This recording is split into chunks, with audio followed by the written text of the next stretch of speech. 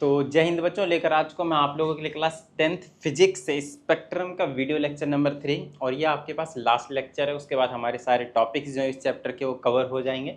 तो चलिए स्टार्ट करते हैं। आज का जो अपना टॉपिक है उसे हम बोलते हैं भाई स्कैटरिंग ऑफ लाइट। तो कहीं ना कहीं अगर आपने नोटिस किया हो तो इस चैप्टर में हमने लाइट से रिलेटेड बहुत सारी चीज़ों के बारे में बात करी थी, राइट। कि जो लाइट है वो एक इलेक्ट्रोमैग्नेटिक रेडिएशन है ना। वो आपके पास 3 × 10⁸ मीटर पर सेकेंड की स्पीड से ट्रैवल करता है।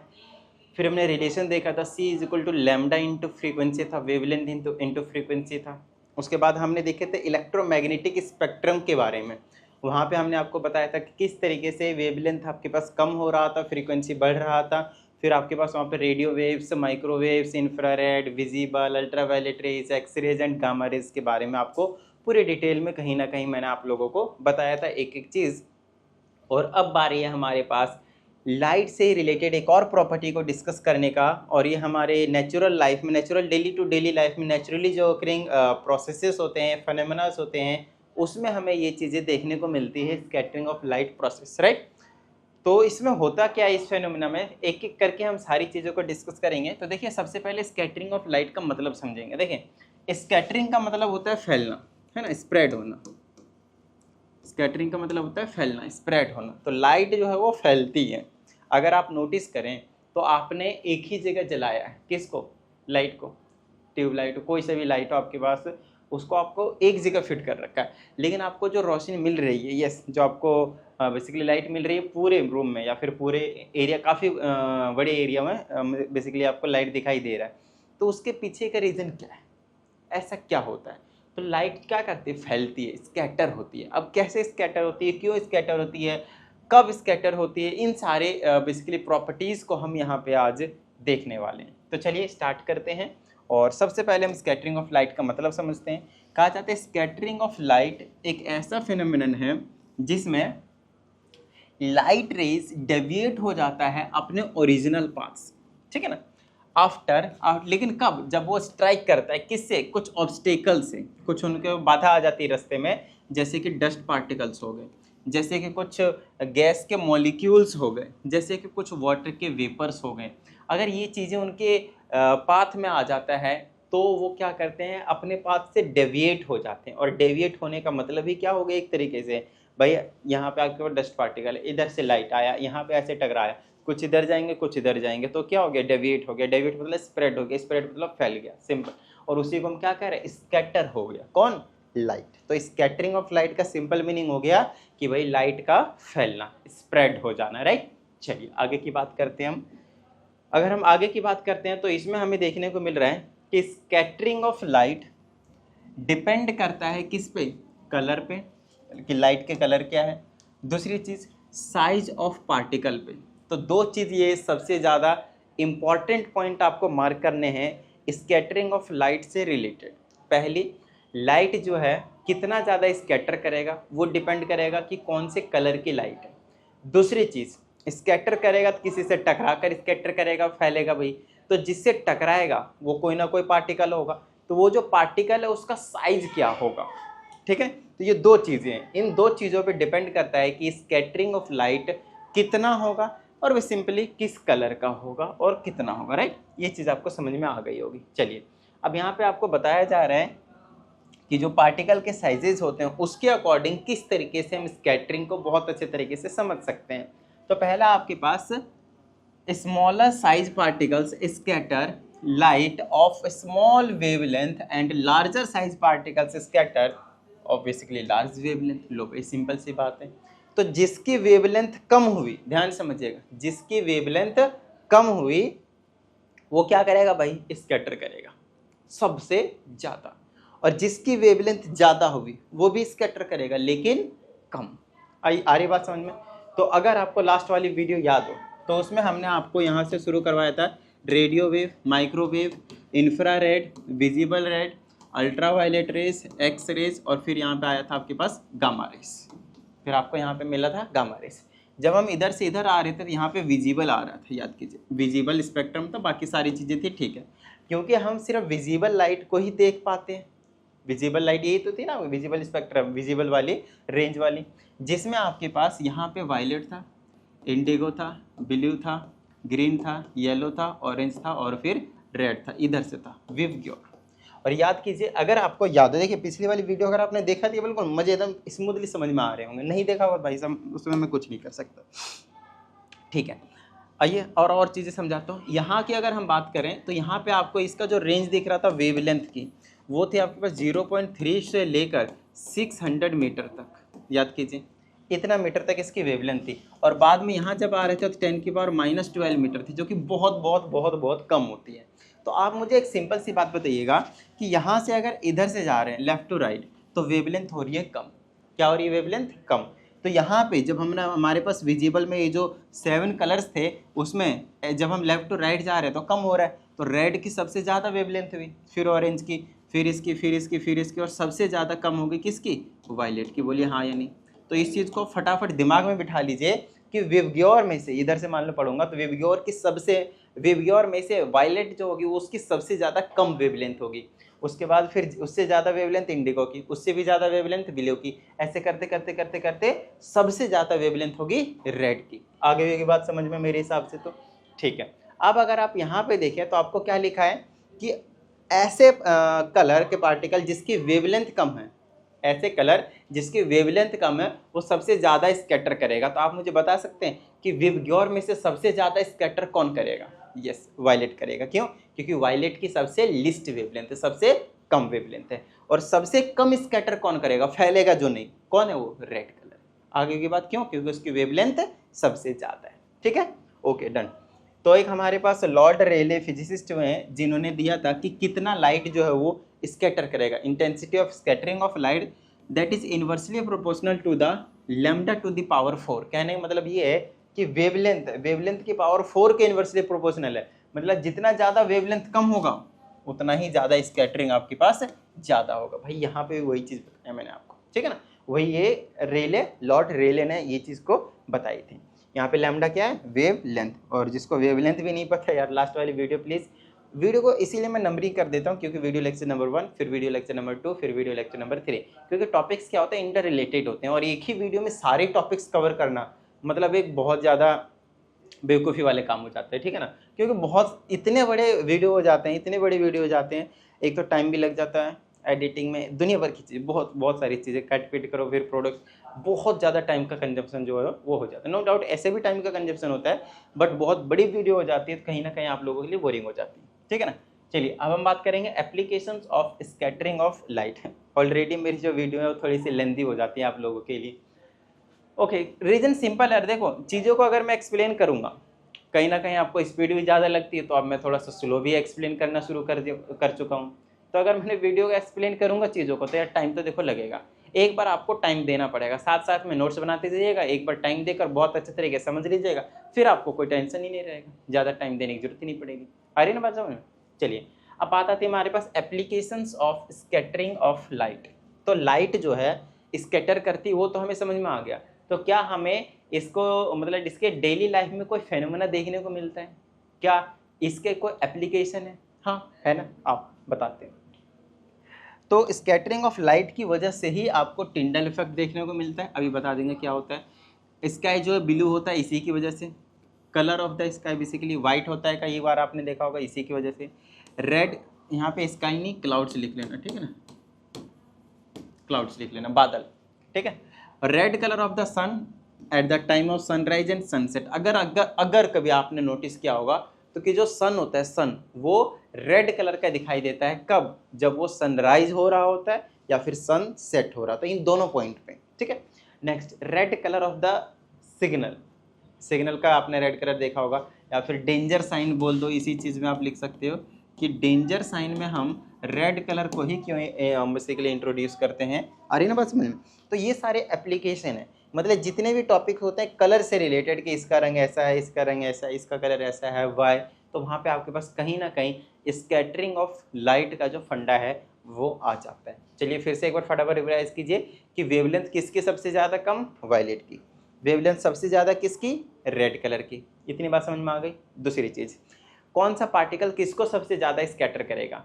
जो साइज में छोटे होंगे वो कम वेवलेंथ वाले को ज़्यादा स्कैटर करेगा, जो साइज में बड़े होंगे वो ज़्यादा वेवलेंथ वाले को कम स्कैटर करेगा। कन्फ्यूजन होगी, बट इसको एक बार फिर से सुन के प्यार से एक बार लिख के और अच्छे से समझ लीजिएगा, बड़ा मज़ा आएगा समझने में। ठीक है, चलिए आगे की बात करते हैं। अब क्योंकि ये सारे इफेक्ट थे तो हमें देखने की जरूर मिलेगा टिंडल इफेक्ट। तो ये एक टिंडल इफेक्ट आपको बताता है कि हाँ भाई, जो लाइट होते हैं वो स्कैटर होते हैं और अपने पाथ से डेविएट भी होते हैं। अगर कभी आप लोगों ने थोड़ा सा इवनिंग टाइम में या फिर नाइट को देखा होगा, जो कार्स होते हैं उसके हेडलाइट से जो रेस निकलते हैं उसके पाथ आपको प्रॉपर विजिबल होते हैं। और अगर उस पाथ में आपने देखे होंगे तो छोटे से पार्टिकल्स जो घूमते हुए नज़र आ रहे होंगे। आ रही है बात समझ में? तो वहाँ पे हो क्या रहे हैं, वो जो पार्टिकल्स हैं उसको स्कैटर कर रहे हैं और वो फैला रहे हैं। तो लाइट फैल रही है और आपको दिख रही है, लाइट फैल रही है और उसको आपको दिख रही है। ठीक है, अब बात आती है सर उसके थोड़े से दूर में क्यों अंधेरा दिखाई दे रहा है। तो देखो सिंपल सी बात है, जिस हिसाब से हमने वहाँ पे लाइट को भेजा है उतना ही एरिया को कवर कर पा रहा है, तो इसीलिए उतना ही जो पाथ है वो आपको विजिबल हो रहा है। दूसरी चीज़, अगर कभी आपने ऐसा नोटिस किया होगा, पूरा कमरा बंद है, एक छोटा सा होल है, उस होल में से सनलाइट आ रहा है आपके पास, वो सनलाइट जिस होल से आ रहा है उसका पाथ आपको कंप्लीटली विजिबल होगा, साथ ही उस पाथ में आपको छोटे छोटे पार्टिकल्स भी दिखाई देंगे। राइट, अच्छा, वो जो पार्टिकल्स है वो कर क्या रहे हैं, लाइट के पाथ को विजिबल बना रहे हैं, स्कैटर कर रहे हैं, स्प्रेड कर रहे हैं, तभी आपको वो दिख रहा है। आ रही ना बात समझ में? ठीक है, आइए आगे की बात करते हैं। आगे अब हमने छोटी क्लासों में सॉल्यूशन पढ़ा होगा, 9th क्लास में बेसिकली कोलाइडल पढ़ा होगा, सस्पेंशन पढ़ा होगा, नहीं पढ़ा होगा तो भी कोई दिक्कत वाली बात नहीं है। सिंपल सी इतनी सी बात समझ लीजिए कि जिसके पार्टिकल थोड़े बड़े बड़े होते हैं, जैसे कि सस्पेंशन, आराम से मान लीजिए कि आपने थोड़े बहुत मिट्टी विट्टी डाल दिए, कंकड़ उकड़ डाल दिए, सैंड डाल दिया मान लो पानी में, उसमें से लाइट पास करा रहे हो थोड़ा बहुत, तो उसमें से क्या होगा, लाइट के पाथ ना विजिबल होंगे। लेकिन वहीं पे सॉल्यूशन हो गया, सॉल्यूशन क्या होता है, होमोजीनियस मिक्सर, कंप्लीटली मिक्स हो जाते हैं, उसके पार्टिकल्स उसमें दिखाई नहीं देते हैं। ठीक है ना, तो जैसे कि मान लेते हैं ये सॉल्यूशन है मेरे पास, ये सॉल्यूशन है मेरे पास, देखिए इस वाली बीकर में सॉल्यूशन है। सॉल्यूशन के पार्टिकल्स इतने ज़्यादा छोटे होते हैं, इतने ज़्यादा छोटे होते हैं, इतने ज़्यादा छोटे होते हैं कि इवन आप उसको माइक्रोस्कोप से देखेंगे तो भी नहीं दिखाई देगा। और आप मुझे एक बात खुद बताइएगा, अगर इतने ज़्यादा पार्टिकल्स छोटे हैं तो क्या स्कैटरिंग होगी लाइट की, बताइए हाँ या नहीं। तो यहाँ से हमने टॉर्च से फ्लैश लाइट के थ्रू भेजा है लाइट, लेकिन यहाँ पर आपको इसका पाथ विजिबल ही नहीं है। देखिए यहाँ पे इसका पाथ विजिबल ही नहीं है। रीजन सिंपल है, क्योंकि यहाँ पे पार्टिकल्स ही नहीं है। जब तक पार्टिकल्स होंगे नहीं तब तक लाइट का स्कैटर होगा ही नहीं, लाइट स्कैटर होंगे नहीं। आ रही ना बात समझ में? ठीक है, तो ये स्कैटर नहीं हुआ। फिर आगे जाएंगे ऐसे करके, यहाँ पे बाहर बढ़िया एकदम छोटे मोटे पार्टिकल्स देखने को मिलेंगे जो स्कैटर करेंगे, तो आपको पाथ दिख रहा है। कोलाइडल के जो पार्टिकल्स होते हैं देखिए साफ साफ दिखाए गए, ये बड़े बड़े होते हैं, जैसे कि इंक हो गया, जैसे कि मिल्क हो गया, जैसे कि ब्लड हो गए, ये एग्जाम्पल्स होते हैं कोलाइड के। ठीक है ना, इनके पार्टिकल्स सॉल्यूशन से काफ़ी बड़े होते हैं, 1000 टाइम्स बोल लीजिए एक तरीके से। तो ये जो चीज़ है यहाँ पे आपको लाइट के जो पाथ है वो विजिबल है। क्यों? क्योंकि वहाँ पे स्कैटरिंग हो रही है, बाहर तो नो डाउट वैसे भी हो रही है। आई होप आपको समझ में आया होगा कि टिंडल इफेक्ट क्या है, when the path of the light is visible. ठीक है, अच्छा, सेकंड क्वेश्चन था आपके पास एप्लीकेशन में ही, by the colour of the sky is blue. तो क्यों होता है? तो सिंपल सी बात, बिल्कुल यहाँ पे लिखा हुआ बहुत सारी चीज़ें हैं, वो तो आप पढ़ ही लेंगे, उसमें कोई टेंशन वाली बात नहीं है। बट एक सिंपल सी बात समझिएगा, ये हमारे सूरज दादा, ठीक है, ये हमारे सूरज दादा हैं भाई। अब ये सूरज दादा कर क्या रहे हैं, यहाँ से सनलाइट भेज रहे। क्या कर रहे हैं? यहाँ से सनलाइट भेज रहे। लास्ट वीडियो में क्लियर करवा दिया कि सनलाइट के पास कितने कलर है? 7।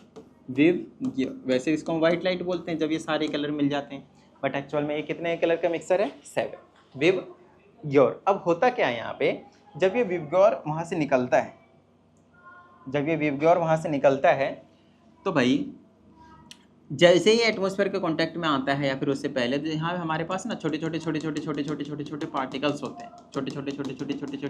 पार्टिकल्स होते हैं। पार्टिकल्स होते हैं छोटे साइज में, छोटे होते हैं, जो साइज में छोटे होते हैं वो कम वेवलेंथ वाले को ज़्यादा स्कैटर करते हैं। तो जैसे सनलाइट से निकला उसके बाद क्या होते हैं, पार्टिकल्स की वजह से स्कैटर होने शुरू हो जाते हैं। कौन? विव ग्योर। ध्यान समझिएगा, विव ग्योर। विव ग्योर में सबसे ज़्यादा स्कैटरिंग किसकी होगी? वायलेट की। क्यों? क्योंकि उसकी सबसे ज़्यादा कम वेवलेंथ है। फिर किसकी होगी? इंडिगो की। फिर किसकी होगी? ब्लू की।